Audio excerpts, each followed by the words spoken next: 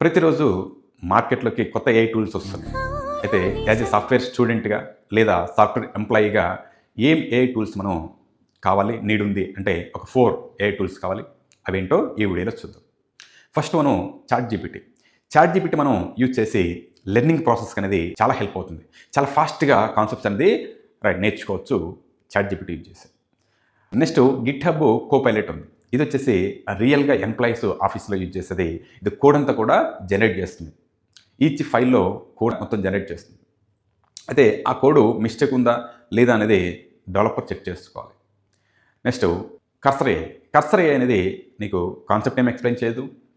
ఇదేం కోడ్ కూడా కరెక్ట్గా ఏం రాయదు. బట్ ఆల్రెడీ ఉన్న కోడు హెవీ కోడ్ ఉన్నప్పుడు దాన్ని ఏ ఫైల్లో ఏ కోడ్ ఉంది అనేది మనకి కన్ఫ్యూజ్ ఉన్నప్పుడు అది ఎనలైజ్ చేసి మొత్తం హింట్స్ ఇస్తుంది అనమాట. నెక్స్ట్ పర్ప్లెక్సిటీ ఉంది. ఇది వచ్చేసి ఓన్లీ ట్రెండ్స్ని కంపేర్ చేసి మనకి లేటెస్ట్ ఇన్ఫర్మేషన్ ఇస్తుంది అనమాట. ఈ 4 ఏఐ టూల్స్ సరిపోతాయి మనకి, మిగతా ఏం కూడా అవసరం లేదు.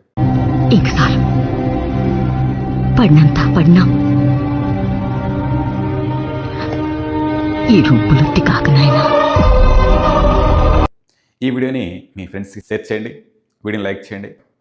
Thank you guys.